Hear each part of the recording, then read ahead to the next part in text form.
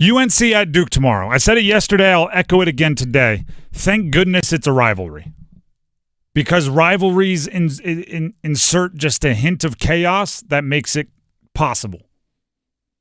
If this were the same two teams, meaning same players, same coaches, same level of talent, same recent results, and you just put them in different uniforms with no history, I don't even know if we're making it any more than like, oh, team one's supposed to beat team two by a bunch tomorrow. On paper, the matchup isn't great for UNC, but there's always a way. There's always a way. Right? If we played games on paper, we would know every outcome before it happens. There's always a way. So if UNC is going to win, let's start there. The most obvious way they can do it, and you really can't control this outside of you got to check, is to make really, really difficult shots.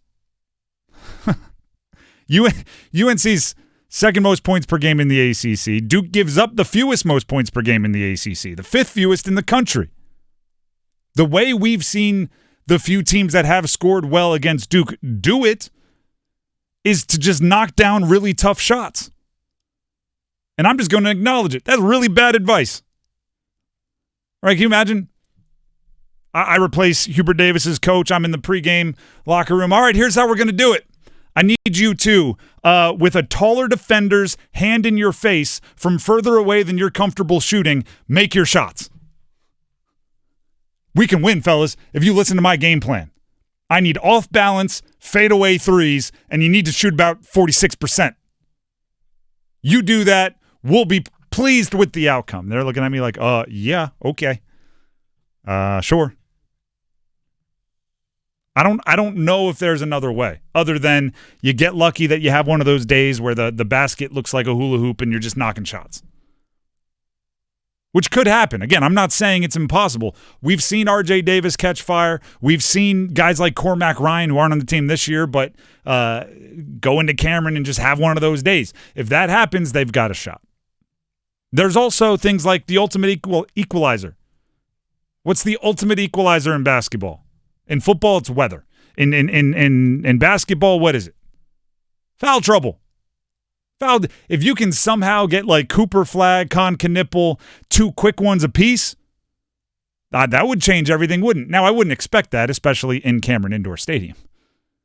I was talking with Casey Morcell, who played for NC State all the way up until last year, the run to the Final Four. Check it out, that conversation, podcast, Pack Therapy, everywhere podcasts can be found.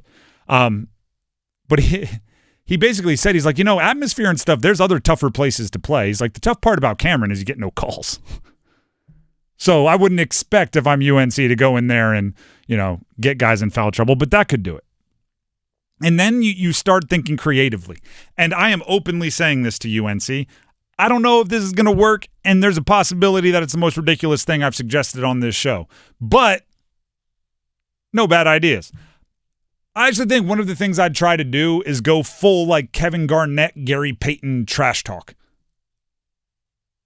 Duke is young. They're inexperienced. Most of them have not played in a rivalry game like this. They have no one really to calm things down outside of Tyrese Proctor really in their main rotation.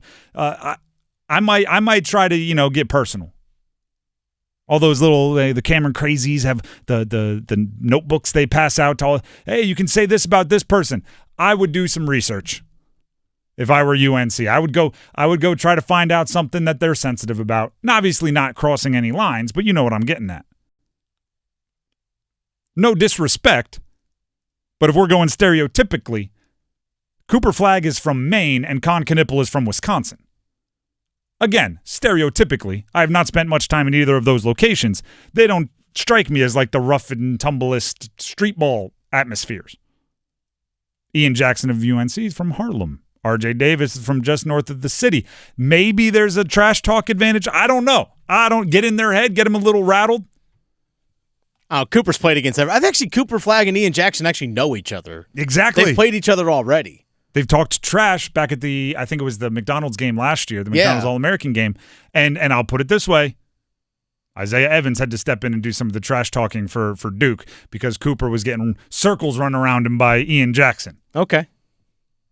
It's a funny. It was all in good nature. You could tell they're friends. It's like 4.5 minutes of trash talk amongst it was Drake Powell, Ian Jackson, Cooper Flagg, and Isaiah Evans, and they were going at it, and it was fun. But I don't know, like try to get Cooper Flagg's an aggressive dude. Try to get him to like block a shot into the fourth row of the crazies, then yell and one, and try to get the foul. Like you gotta get something going in your direction.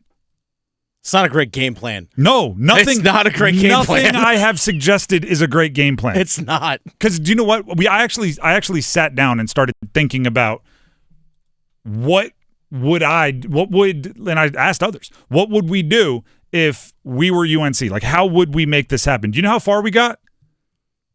Who's going to guard Cooper? And we went, that's probably has to be Drake Powell. I don't know who else matches up with anybody else. That's where the basketball stops. The RJ Davis is probably 5'11". Nah, he's 6'1". Nah. I'm 5'10". He's a couple inches taller than me. I'll give him 6 foot. Yeah. Elliot Cadeau, similar. Yeah, 6 foot, 6'1". Trimble listed at 6'3", probably close to that.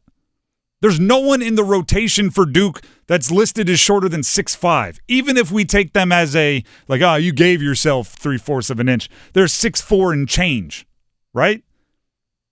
Who guards who? I was just talking with Adam Gold during the show passover because we use the same studio. He had someone on his show that's going to annoy me because it's someone I should know. And they suggested Seth Trimble guards Cooper Flagg. That is a 6-inch size disadvantage, which is fine because I am a fan of Seth Trimble. Maybe he can, through sheer force of effort and playing bigger than he is and athleticism, do some things. Might have the strength to, yeah. But then Seth Trimble was going to have to guard someone else on the perimeter. Who the heck else do you put out there? Mm-hmm. Right? Because now you're going to have somebody with even more size guarding like Tyrese Proctor or somebody who's actually probably better handles than Cooper. It's just not a good matchup. Brendan Marks of The Athletic said this in his little mailbag about UNC at Duke. So this is from Brendan Marks. I haven't been able to nail this stat down, but I believe Duke is also the first high major team in over a decade without a rotation player under 6'5".